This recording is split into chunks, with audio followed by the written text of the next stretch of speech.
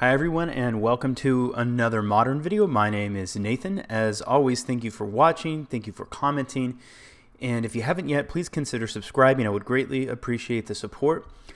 Today we're going to be going back to my roots and playing a little bit of blue, white, red Geist of St. Traft. This is kind of the current Team Geist build. I've actually been doing a lot of experimentation with this deck lately, trying things, going back and just trying other things like Serum Visions and trying to jam like a cryptic command in here, just constantly trying to figure out like what is the best way to take the deck, and nothing's really stood out to me. I want to play the deck though, so I'm just going to go back to tried and true. The one change I actually have made is, even though I really like Moorland Haunt, I decided to cut it simply so I can have another blue source that is not an island for choke, but also just because having like two Ghost Quarters and a Moorland Haunt and an Iganjo Castle, while not all the time, occasionally you just get kind of screwed by variance and you're forced to mulligan hands that otherwise would be good. So I'm just going to put this other Sulphur Falls in here to try to mitigate that. Sulphur Falls over Glacial Fortress because we have a double red requirement in Thundermaw Hellkite. Anything else I want to say about the deck? Oh, there was a Valorous stance, a main deck Valorous stance in this slot, but when I'm trying out Forked Bolt, it's a discussion that we had in the group. It's kind of a flex slot. It could be a third Electrolyze. It could be a Forked Bolt. It could be a Valorous stance. The nice thing about Forked Bolt is it hits all of Burns creatures, and it also can hit Infect, and it's good against Affinity, and it's not bad against Lingering Souls either. Now, personally, I have also been considering trying to potentially find a slot for Electrickery somewhere in the 75, because I think Electrickery could also be good against Affinity. Some other, good against Affinity, Lingering Souls. Sorry, I couldn't think for a second. And probably some other decks. Now, it's not as good against Burn, so that's kind of why I'm not running it right now, but it would be nice to be able to just deal with Lingering Souls in a way that can be flashed back. Engineered Explosives is great, but we can't flash it back. Electrickery can be flashed back. And if any of you guys have played against it, then Lingering Souls can be kind of a big problem for this deck. But anyway, I'm going to stick with the Forked Bolt. Other than that, the deck's pretty standard Team Geist fare. Yeah, so let's play some games. I'd like to jump into an 8-man, so it doesn't look like that's going to happen considering that the queue has nobody in it, so we'll probably just jump into a few 2-mans, and I'll see you guys in just a minute. Okay, we have a game, and we won the die roll, so we will play first. This hand, I don't want to mulligan, but this hand will be really awkward if we don't draw into a white source. So as much as I don't want to leave things up to chance. Let's see. This hand's pretty bad. Has no lands, so we're going to mulligan again. Not really the way we like to start out. That first hand could have been keepable, but we're going to keep this one. But like I said, I don't know. It's tough to say. We were on the play. There's a good chance. Oh man, this game's going to go poorly. We're on the play. There's a good chance that our next draw wouldn't be a land. Maybe it would have been all right. Okay, so we're going to fetch up we're going to get a Steam Vents and then probably play Castle. Let's see what we draw. If we draw a Path or a Helix, then we definitely will. Otherwise, maybe we'll just do the Flooded Strand. And I don't think we're going to need double white, so Flooded Strand could potentially just get an island. So we did draw a Path, so I think we just want to play this Flooded Strand here and pass. I'm sorry, this Iganjo Castle. And Flooded Strand can likely just get an island to save on our life total.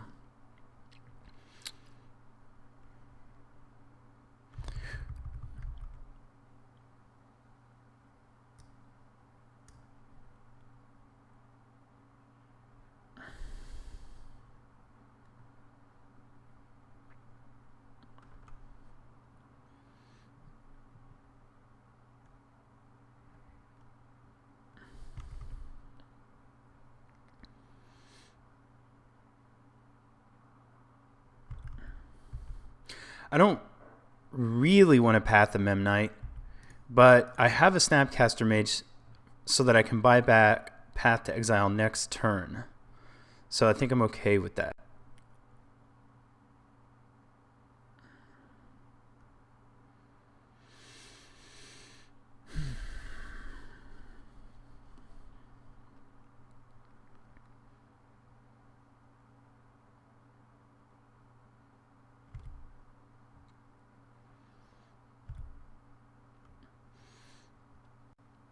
Okay, so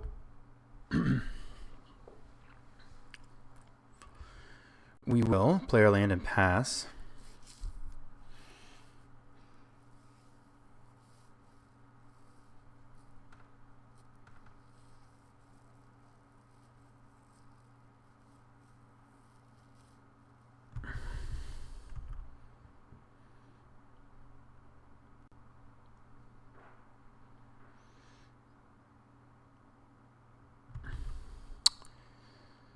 So we will path the Ornithopter because it has cranial plating on it. Go ahead and fetch up an island.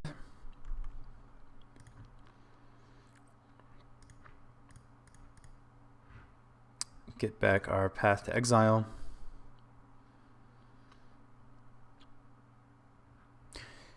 Opponent could have a Spell Pierce. I don't really think that they run many of those. I don't know if the Affinity lists run that main or if that's just a sideboard choice, but our strategy is going to be attempting to path this Ornithopter regardless. And then we're going to need to find another removal spell for Inkmoth Nexus.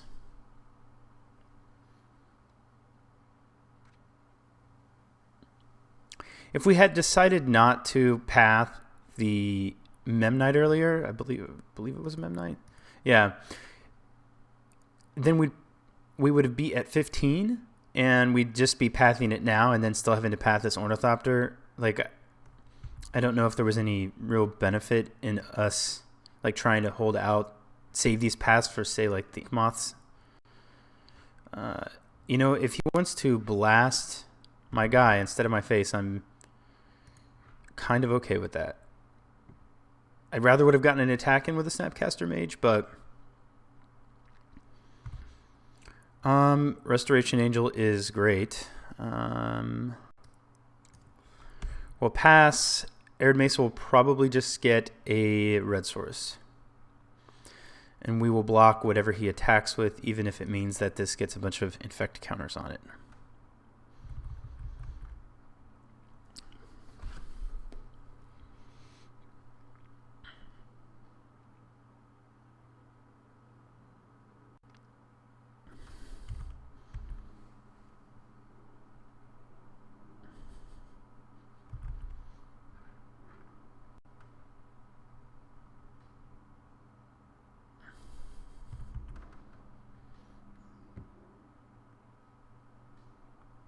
Wait for our opponent to declare attacks.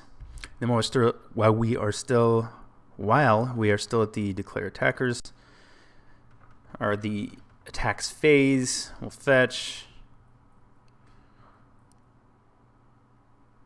flash in this Restoration Angel,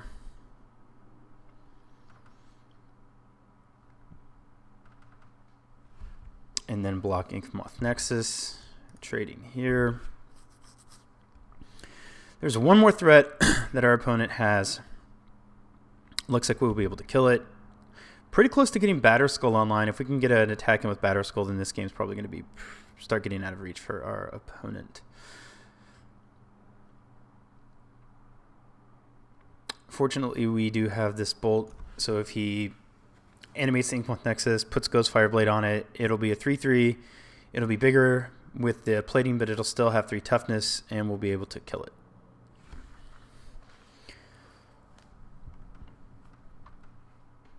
Just the pure fact, though, that our opponent has like these artifacts in play kind of makes any threat that they draw reasonable. So we are going to want to try to end the game quickly, because he's still, you know, he could still draw into a creature and we may not have removal. All right.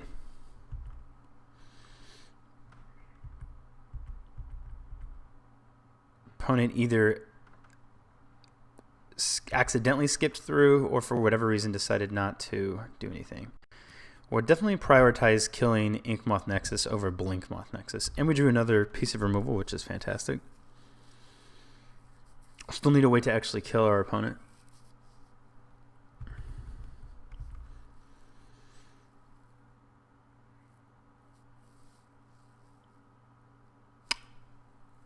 I would rather save this path for something more problematic like an Arcbound Ravager.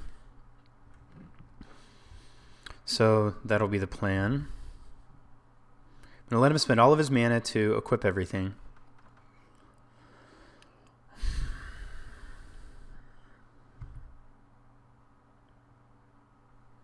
And after he's declared, sure.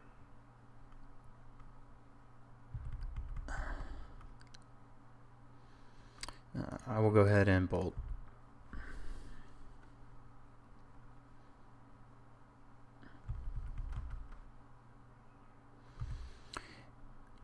Continuing to draw removal is good, but we really need to close the game out. The reason I didn't elect to path, say, Vault Scourge at the end of his turn was I didn't have the other piece of removal there. And, you know, I would much rather have him go through the motions of pain to equip everything just to make his turns more inefficient. If I just pathed the Vault Scourge and didn't draw a Lightning Bolt, then he knows for sure that he can equip to the Inkmoth Nexus, Blinkmoth Nexus rather, but I want him to actually have to do everything. The equip costs aren't a lot, but that was...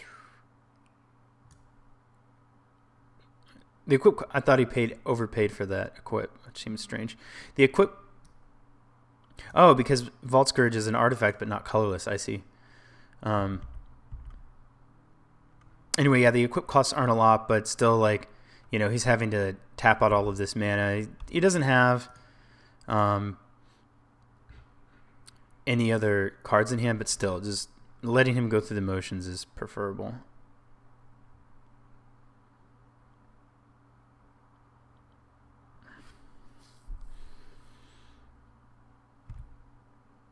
All right, I think here we just go ahead and play Battle Skull. Like, let's see, this will be an artifact, so it's 1. The fact that it's an artifact, let's just count the artifacts. 1, 2, 3, 4, 5. So with this, that's 6, and then 7, 8. Unless he draws like another cranial plating, I'm fairly sure that we will live. So I think now's a good time to play out a Battle Skull.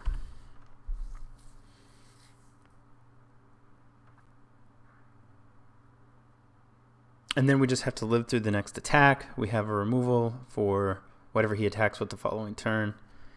And I think we'll be in reasonable shape. Affinity is one of the more manageable matchups for this deck, which is nice because Affinity is pretty widely played. Okay, well, we just got it Galvanic Blasted. So we're gonna take a punch here.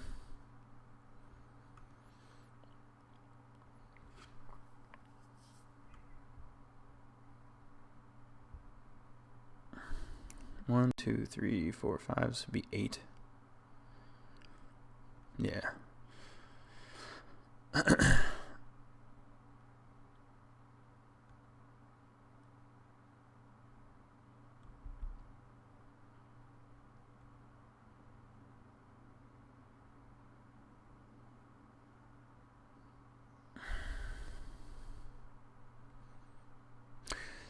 So depending on what we draw, okay, so it's a land. We're just going to play the land, try and path whatever he puts all his equipment on, bring the Battle Skull back to our hand and replay it.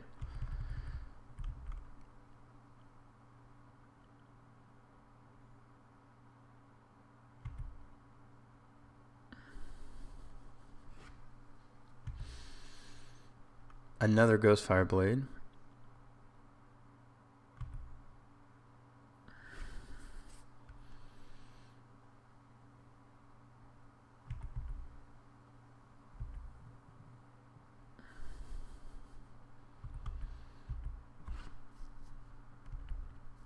We'll path.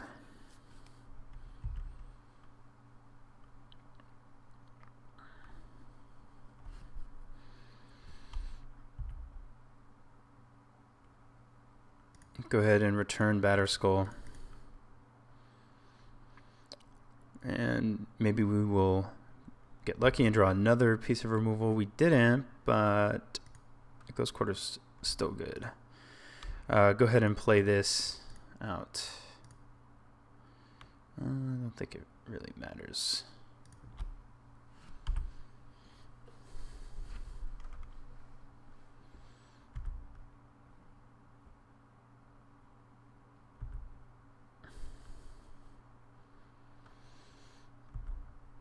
So now we are actually going to have to draw a Path to Exile, because the Memnite's going to have too much toughness for us to kill, and that's kind of what I said. Like, any threat that our opponent draws is dangerous.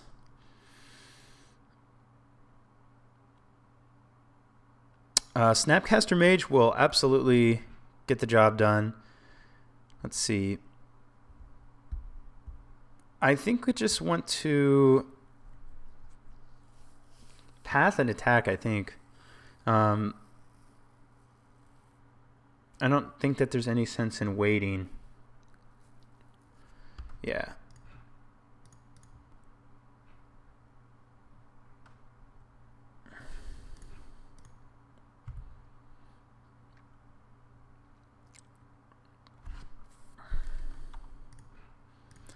Path Memnite using the mono-colored mana source and attacking.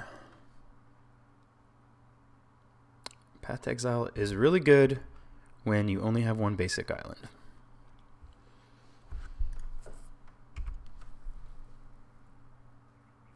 Okay, that's a little better. Our life total is a little higher. And another gigantic Memnite. Gosh.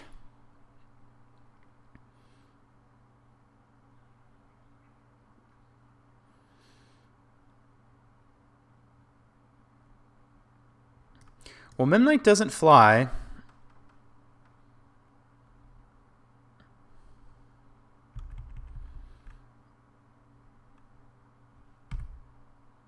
Geist, not going to get there. However,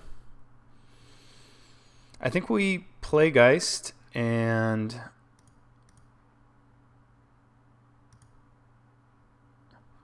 plan to double block Memnite with Snapcaster Mage and the Germ, and then probably equip Batterskull to Geist and attack. So we'll have to pass here.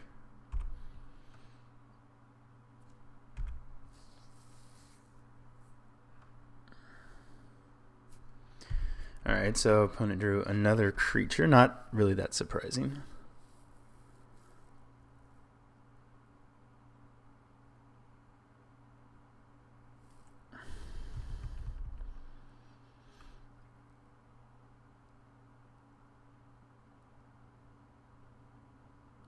Yeah, I mean, I think that's still the plan.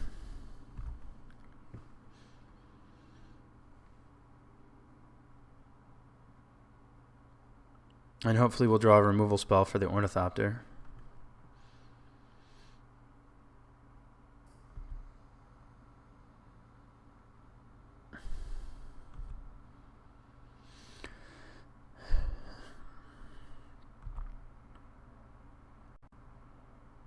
Didn't. Let's see. This is kind of interesting. 1, 2, 3, 4, 5. We can prevent, like, Geist will be a 6/6 and we can prevent 2 damage, so we actually can't prevent enough for him to live. But I think we just equip and attack anyway. And if he wants to block, that's fine. So we can use this mana because none of his artifact lands actually like have haste or anything.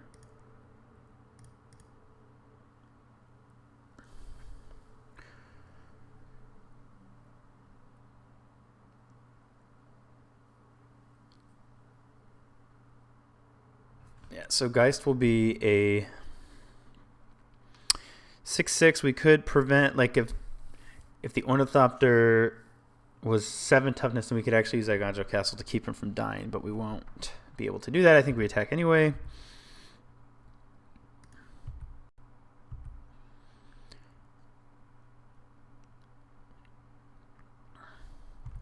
This is a race that we will win.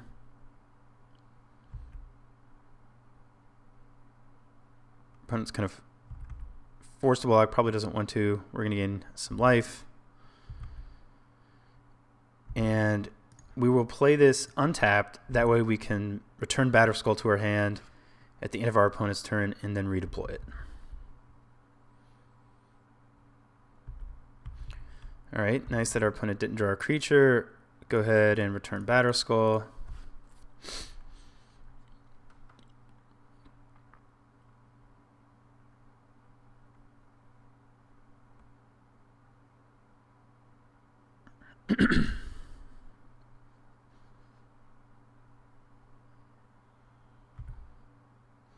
Replay Batter Skull.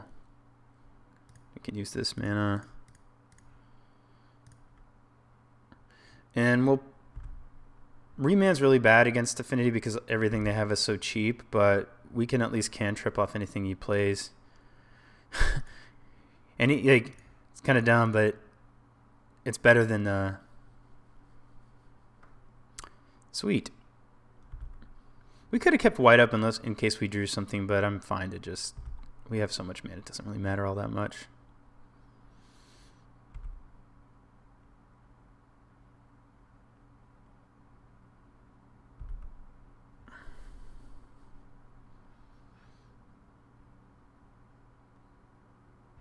Colonnade's sweet. We're just going to go ahead and path here. Attack with... Batter Skull, and hopefully our opponent doesn't draw a creature. Okay, so he's had enough there. Okay, so sideboard against Affinity. I know we want engineered explosives. Let's see. We obviously want our wear tears. And let me check our sideboard plan. That may be it. Let's see here. Got it written down on the internets.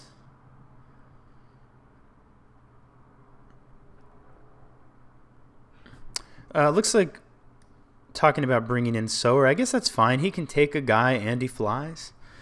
So we're going to take these, and we're going to be out Reman's, Thundermaw, and a Geist of St. Traft. And this is how we're going to board, so we'll submit. Yeah, I guess Sower's fine. Probably not taking an Etch Champion, unfortunately, but we could potentially take an artifact creature that could block an Etch Champion. So when my opponent... Oh, no, here they are. So let's play game 2 here. Not really a fan of this hand, but we are on the draw. It's slow, but we have 2 pieces of removal and a way to cast it. So, and we who knows, we may draw a land that lets us get a red source. I'm going to keep this hand. We can interact with our opponent twice with it. And it's impossible to know, but this Sulphur Falls could also have been a Moorland Haunt, which would be gross.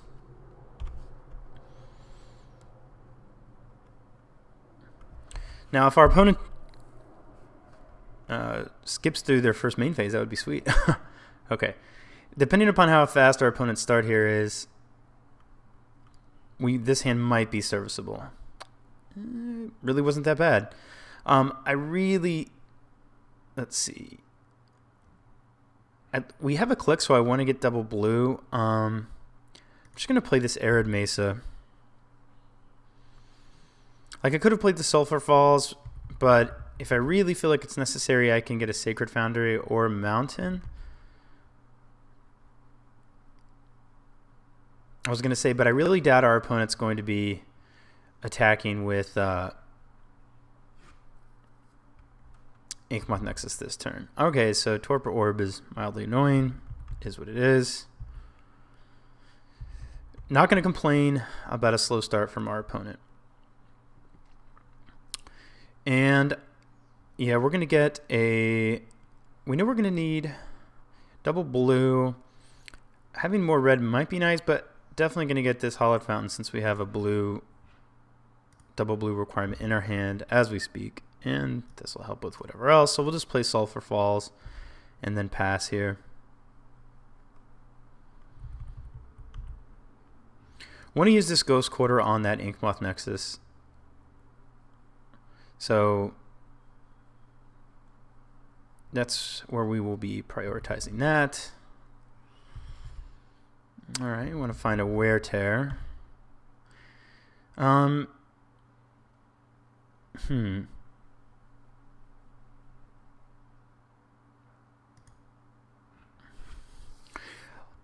Click will be able to block anything that our opponent attacks with next turn.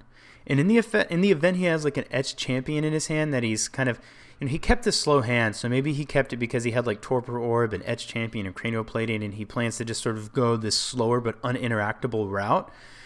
Therefore, I'm going to click at his draw step. Normally, normally I would rather click at my opponent's end step, but I don't want to give him a chance to cast an Etched Champion.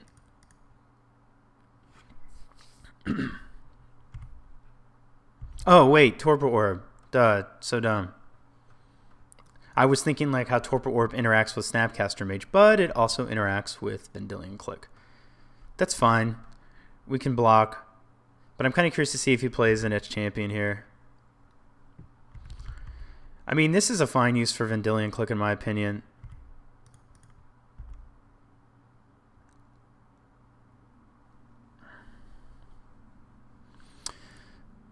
All right, pass.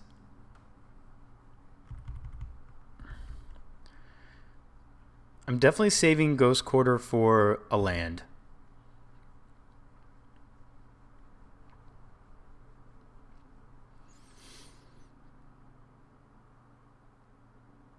Another Torpor Orb. Knock yourself out, man.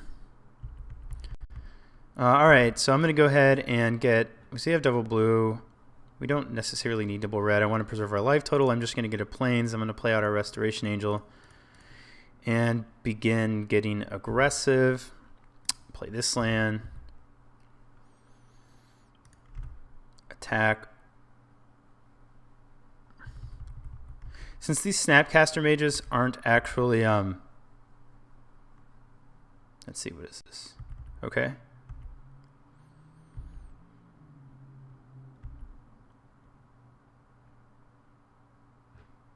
Galvanic Blasting our Angel. Okay.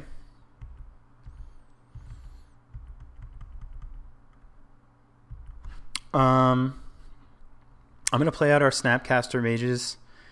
I think I'm actually going to do this. Let's see.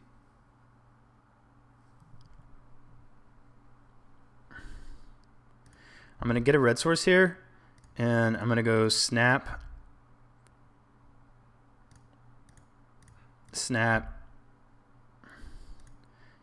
and go ahead and Ghost Quarter the Inkmoth Nexus.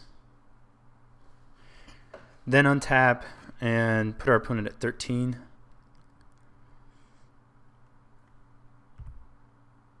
Play another Ghost Quarter.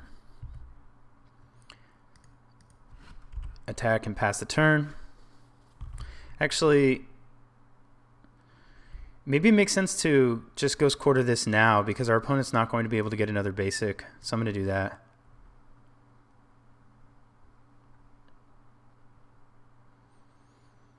And then that really kind of constricts our opponent's mana as well.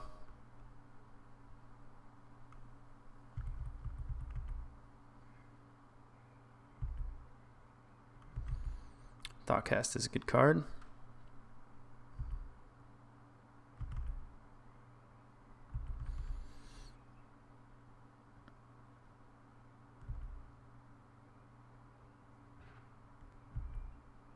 Whip Flare. It's annoying.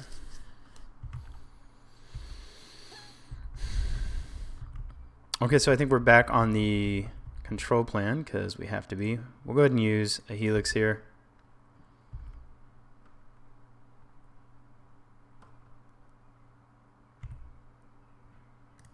And pass.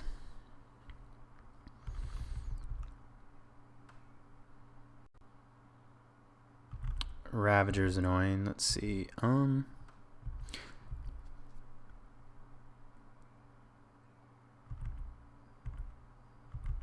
I mean, I think we just bolt the Ravager. And he's gonna, like, if he sacks one torpor orb, okay, so he just lets it die. Sure. Untap, path, pass. I was gonna say, like, if he would have to sack kind of a lot to make Ravagers survive, and he doesn't have anything else to put the tokens on, so want to draw into a game ender of some kind.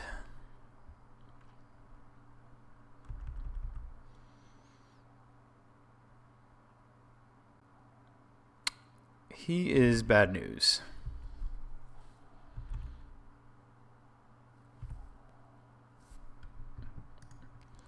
Okay, let's see. I'm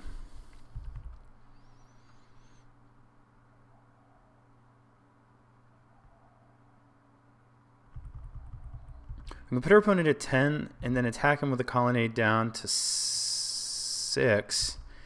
I don't think it's going to be fast enough. Yeah, definitely not. Really not fast enough. Okay.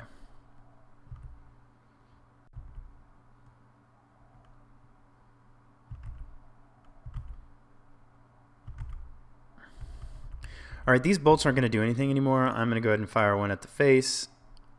Probably attack with colonnade. That's interesting. 1, 2, 3, 4, 5, 10. That might be enough for us to make it a turn.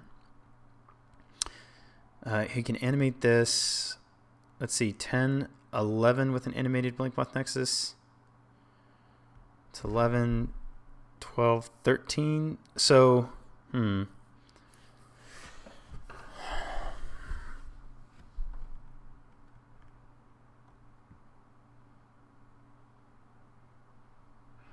attack him to 6.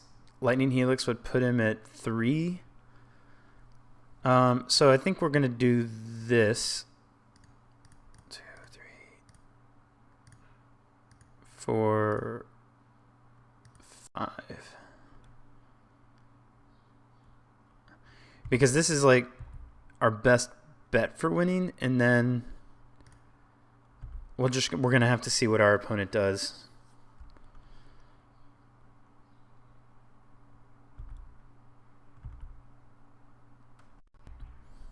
Okay, well then that's enough artifacts where I think that's probably going to kill us.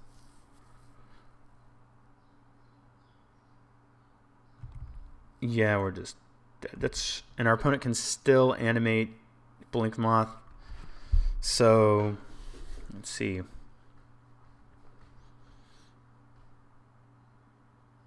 He can't. Like he can still animate Blinkmoth Nexus. Yeah, we're super dead. All right, well, if our opponent had only managed to do 12, I think we could have helixed him down to 3 and then attacked him next turn and won, but as it stands, we are dead. Okay, so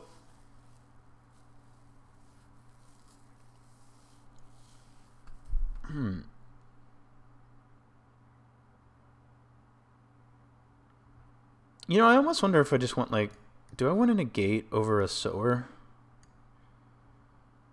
Just to hit, like, cranial plating? Probably not. Because they can sometimes turn one cranial and then it'd be pretty slow. We are on the play, though, so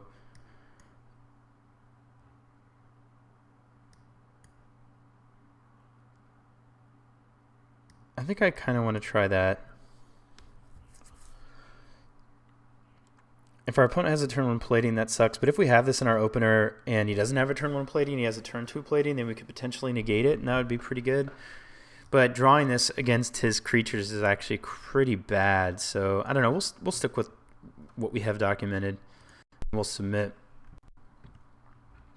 Let's see. Let's play first. Yeah,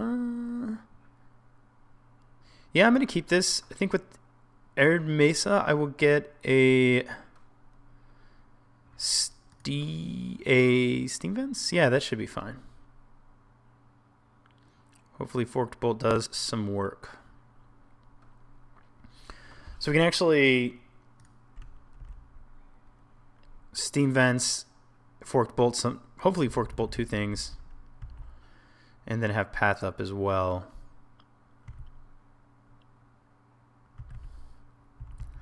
All right, well, it seems like a very slow start from our opponent, although that did not stop him from beating us last time.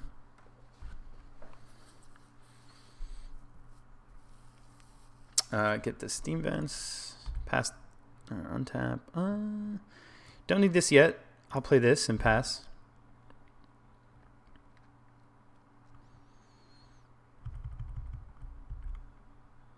A slow start, though, kind of makes me think like he kept something, I don't know, like a bunch of Etch champions or something that he thinks we'll have a really hard time interacting with, which we will. Torpor Orb. Okay. Try to remember this time that Vendilion Click also gets affected by Torpor Orb. So does Sower of Temptation, actually. Another removal spell is good.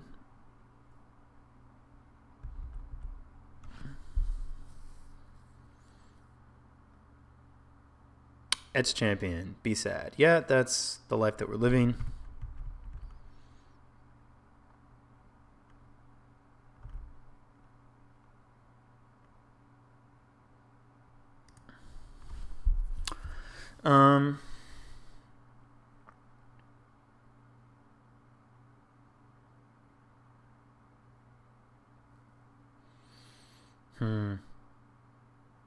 Torpor Orb is annoying. All right, well, we'll pass. Probably going to get... I cannot imagine racing Affinity, but I don't know what else we're going to do. This will probably get an island. We will... Oh, man. It's annoying.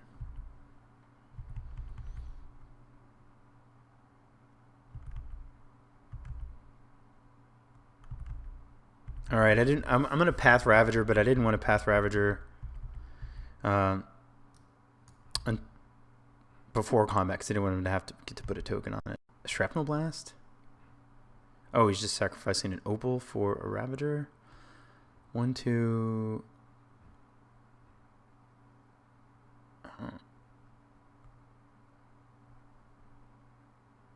All right, well, we don't want it to get another counter, so we want to Path now.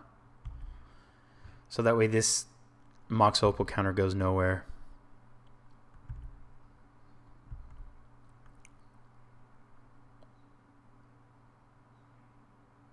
So denying him just a shred of value.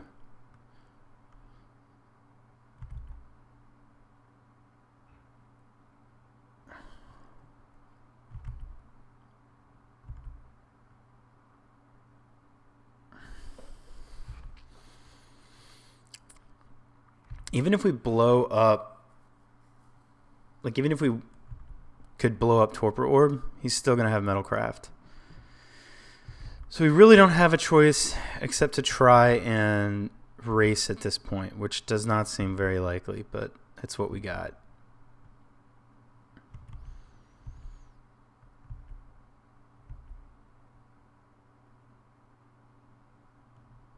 Okay, another Ravager.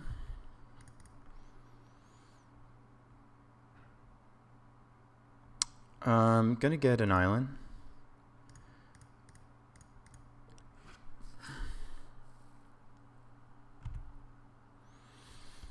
Play this and think for a moment. Kind of just want to Ghost Quarter, Inkmoth Nexus. If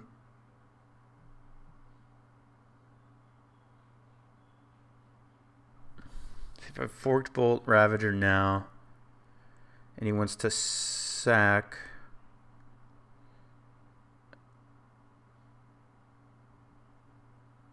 See, if I Fork Bolt is 2, so he'd have to sack 2 things, which he probably doesn't want to do.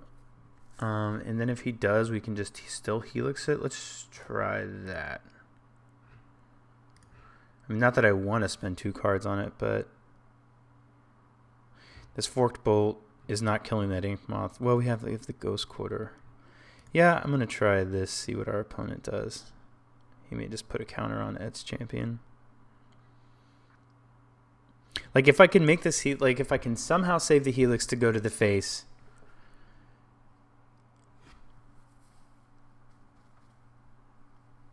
then it gives us some chance to try to race still. Our opponent's actually used quite a bit of his clock. If he does not win within 4 minutes, then we will be doing good. Actually, gosh, you know what? I had 5 mana. Maybe it would have been better to just play Batterskull.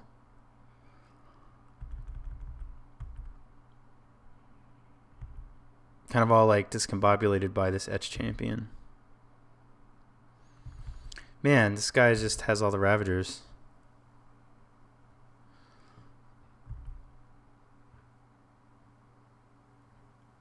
Alright. So now this makes me want to Helix in response, so that way that counter cannot be put on there.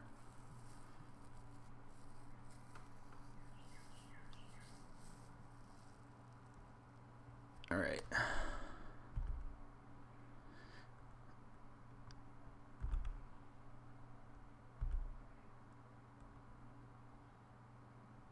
You know what I think maybe we should have actually done? Probably played Batterskull and then next turn equipped it to Vendilion Click.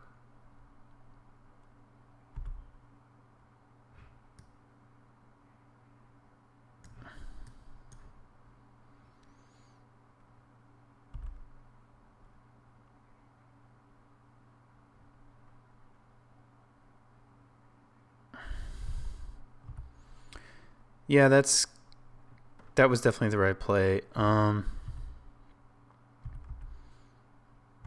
Just kind of hoping we don't die now. We're going to play this. We can't block Etched Champion, so we're going to go to 6. But we can attack.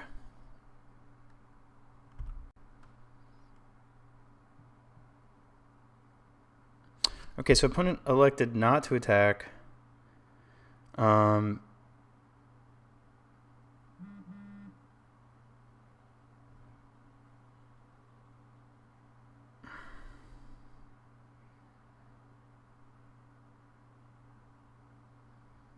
I think I just want to equip and fly over.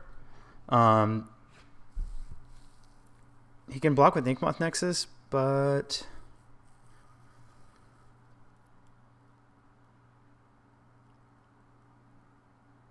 I'd say I could attack, gain 4.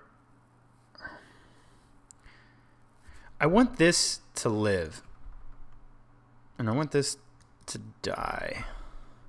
Okay, there's a right way to do this, because we're going to be able to we can blow this up, but I can't equip. I think I'm going to equip. No, not that. See, if I equip right now for 5, I'm sure there's a right play. It's not appearing to me while I'm actually trying to play the game. All right, so we have plenty of time to think about this. If we equip Batterskull to Vendilion Click is an 8/5. He can block with Inkmoth Nexus. We will gain 8. It's then a 7/4, but we can outrace that Etched Champion. We're not going to win if I just attack with Batterskull and Vendilion Click. He can block the Vendilion Click, which is our way to sort of fly damage over.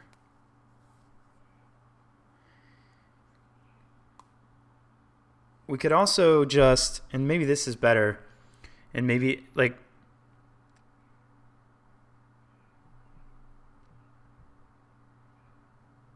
even if he blocks, the damage is prevented, I think, of its protection, so maybe I don't actually gain life in that sense. I'm not sure how that works.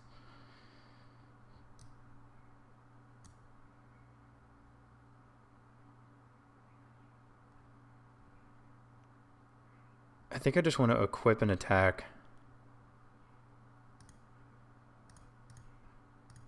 This could be wrong.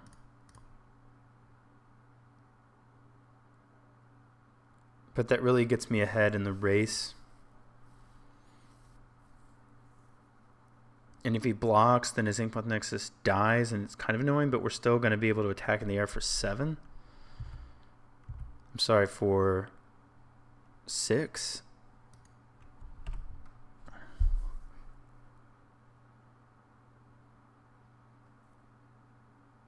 And we have a burn spell.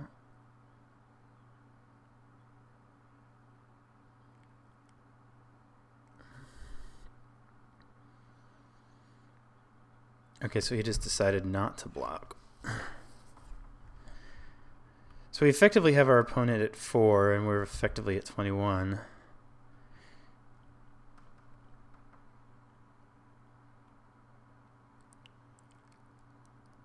So if our opponent, I think we're fine actually. I think we're just fine with this game now because we're gonna blow up. He's gonna attack for 7. We're gonna blow up this Inkmoth Nexus with Ghost Quarter, and then we have. Well, this is lethal, and we have burn if we need it to finish the job.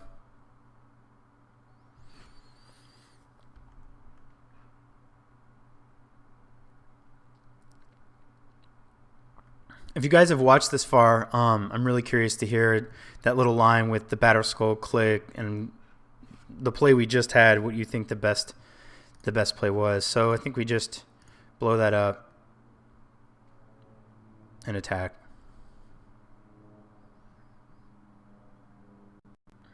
All right, cool. All right, guys, Blue-White Red Geist versus Affinity. Hope you enjoyed it. As always, thanks for watching. Thanks for commenting, and if you don't already, please consider subscribing. I would greatly appreciate your help. Draw well. Smash face!